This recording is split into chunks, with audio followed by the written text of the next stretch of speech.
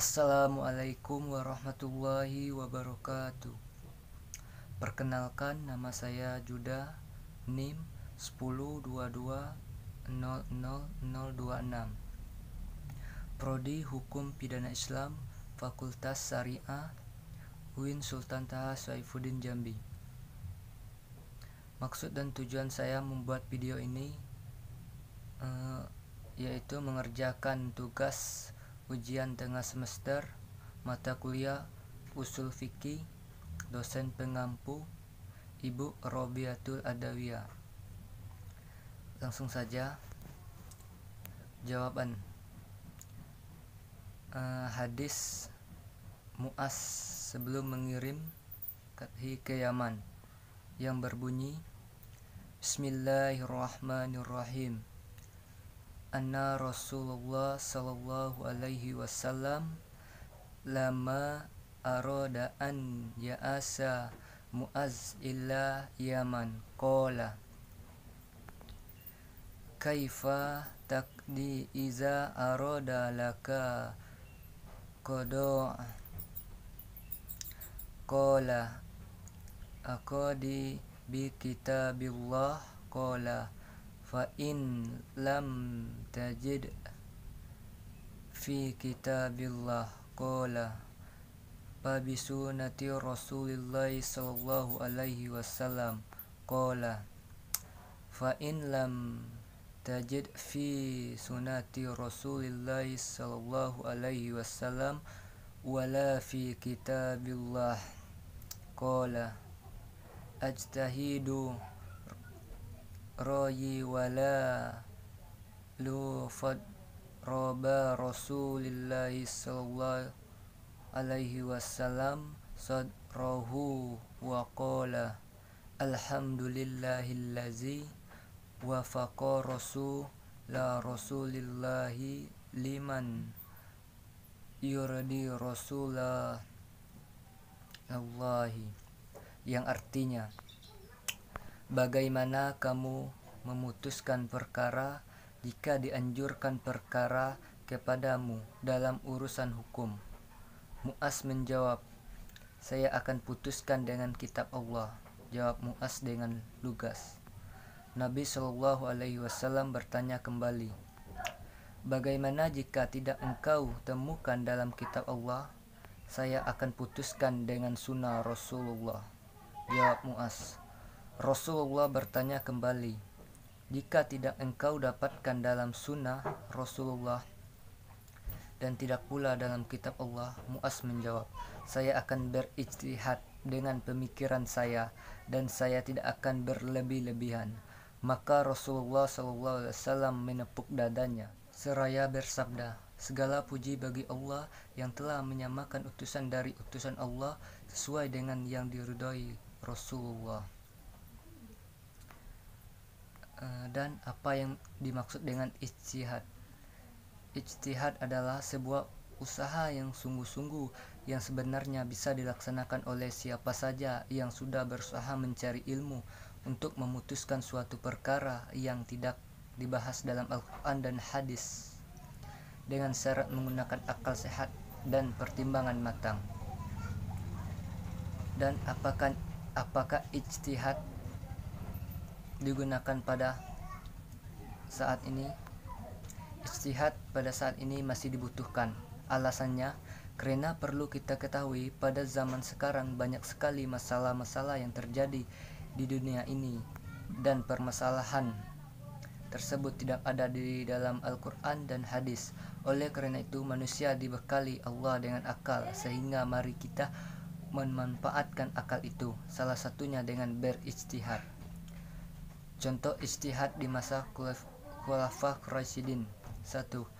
Menjadi satu mushaf Al-Quran di masa Sayyidina Utsman bin Affan. 2. Ijtihad Umar bin Khattab pemberlakuan hukum takzir. 3. Melawan nabi palsu di masa Sayyidina Abu Bakar As-Siddiq. 4. Ijtihad Umar bin Khattab pengguguran had bagi pencuri. 5. Dimulainya dakwah Islam secara terang-terangan di masa Sayyidina Umar bin Khattab. Contoh ijtihad di masa modern. 1. Pembuatan bayi tabung. 2. Penentuan 1 Syawal. 3. Minum yang membuat orang mabuk disamakan dengan khamar, sama-sama memabukkan. 4. Untuk menetapkan suatu hukuman di mana hal tersebut tidak dibahas dalam Al-Quran dan hadis. 5. Penetapan awal Ramadan. Jawaban yang kedua, apa yang dimaksud dengan Al-Quran? Al-Quran adalah merupakan salah satu kitab yang Allah turunkan kepada Nabi Muhammad SAW melalui Jibril. Al-Quran merupakan kitab pedoman hidup bagi umat manusia, khususnya umat Islam. Dan ayat Al-Quran yang menerima sumber hukum Islam yaitu Al-Quran surat An-Nisa ayat 59 yang berbunyi, Bismillahirrahmanirrahim. Ya ayyuhallazina amanu ati'ullaha wa ati'ur rasulah wa ulil amri minkum fa in tanazzatum fi shay'in farduhu ilallahi wa rasul in kuntum tu'minuna billahi wal yaumil akhir zalika khairu wa ahsanu ta'wilan, yang artinya, wahai orang-orang yang beriman, taatilah Allah dan taatilah Rasul ulil amri, pemegang kekuasaan di antara kamu. Kemudian jika kamu berbeda pendapat tentang sesuatu, maka kembalikanlah kepada Allah, Al-Quran dan Rasul Sunnah. Jika kamu beriman kepada Allah dan hari kemudian, yang demikian itu lebih utama bagimu dan lebih baik akibatnya. Penjelasannya, orang beriman wajib patuh dan taat bukan hanya kepada Allah SWT, namun juga kepada Rasulullah SAW dan ulil amri. Apabila terjadi perselisihan, maka harus dikembalikan kepada Allah Al-Quran dan Rasulullah As-Sunnah. Contohnya, taat kepada Allah SWT, taat kepada Rasulullah SAW, patuh kepada kebijakan pemimpin. Dan pengertian As-Sunnah. As-Sunnah adalah, menurut istilah ulama usul fikih, ialah segala sesuatu yang bersumber dari Nabi selain dari Al-Quran, baik perbuatan, perkataan, takrir atau penetapan yang baik untuk menjadi dalil bagi hukum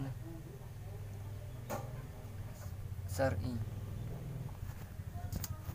Ayat yang menerima sumber hukum Islam. Bismillahirrahmanirrahim.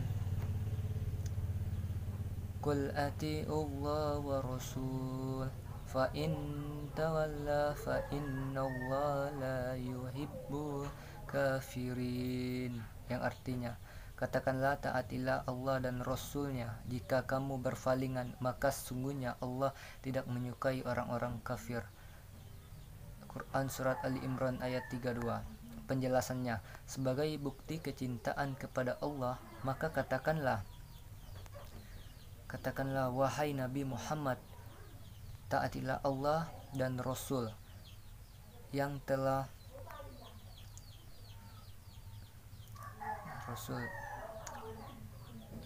mencintai Allah, baik dalam perintah maupun larangannya. Sebab jika kalian berpalingan dari menaati Allah dan Rasulnya, sementara kalian mengaku telah mencintainya, maka ketahuilah bahwa Allah tidak menyukai orang-orang kafir, baik dari segi akidah maupun mereka yang bergelima dalam kedurhakaan. Contoh dari As-Sunnah yaitu hadis tentang daging dab atau sejenis biawak, hadis tentang tayamum. Lanjut, pengertian tentang ijma. Ijma adalah kesepakatan para ulama dalam menetapkan suatu hukum dalam agama berdasarkan Al-Quran dan hadis dalam suatu perkara yang terjadi. Ayat yang menerima sumber hukum Islam yaitu Quran surat Yunus ayat 71. Bismillahirrahmanirrahim. Fa'ajnihu amrukum wa surakaakum, yang artinya, karena itu bulatkanlah keputusanmu dan kumpulkanlah sekutu-sekutumu untuk membinasakanku.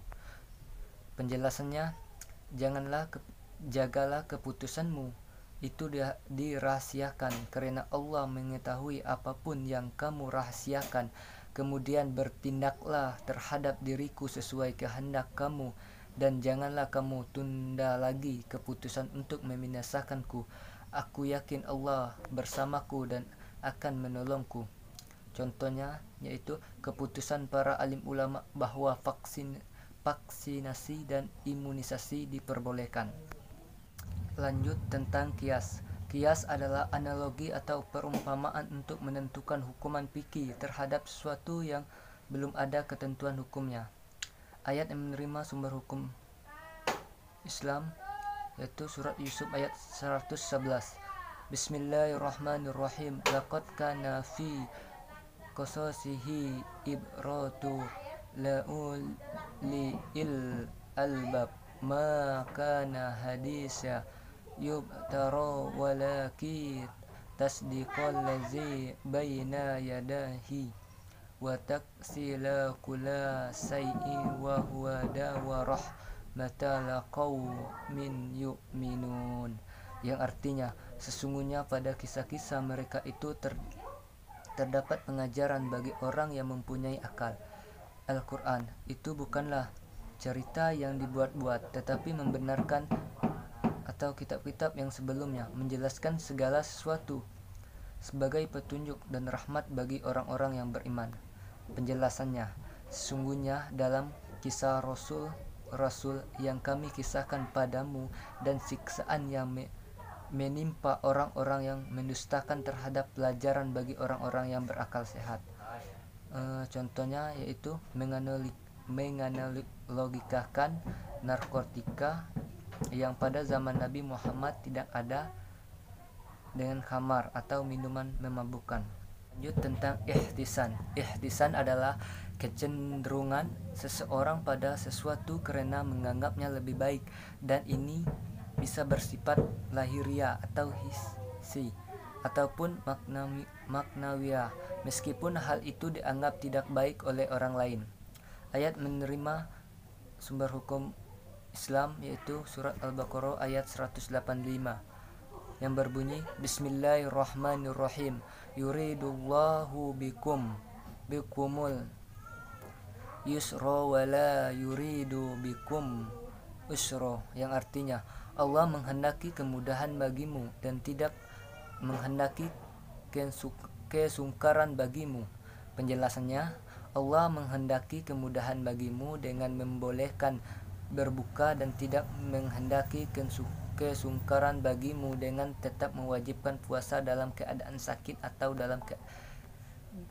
dalam perjalanan. Contohnya, menurut mazhab Hanafi, sisa minuman burung buas seperti elang, burung gagak adalah suci dan halal diminum.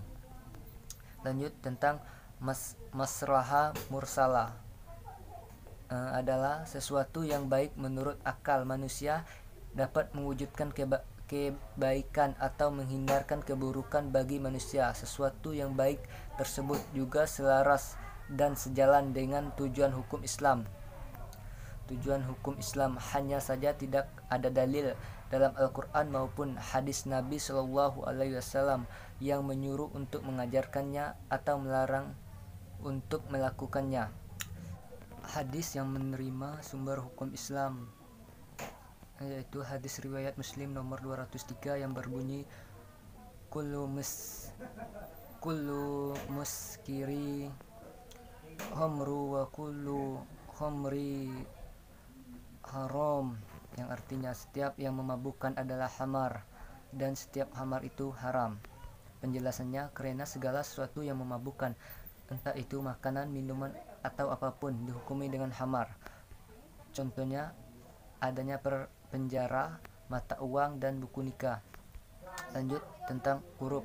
Huruf adalah merupakan istilah Islam yang dimaknai sebagai adat kebiasaan para ulama usul fikih bersepakat bahwa adat atau huruf yang sah ialah yang tidak bertentangan dengan syariat. Ayat yang menerima sumber hukum Islam yaitu Al-Quran surat Al-A'raf ayat 199 yang berbunyi Bismillahirrahmanirrahim khuzil abwa wa'mur bil urfi wa arid anil jahilin, yang artinya jadilah pemaaf dan suruhlah orang mengerjakan yang makruf serta jangan pedulikan orang-orang yang bodoh. Penjelasannya, pada ayat ini Allah menjelaskan kepada Nabi Muhammad tentang cara menghadapi kesesatan mereka. Jadilah engkau wahai Nabi Muhammad dan juga umatmu orang yang pemaaf. Contoh, pada masa pertunangan pihak laki-laki memberikan hadiah kepada pihak wanita.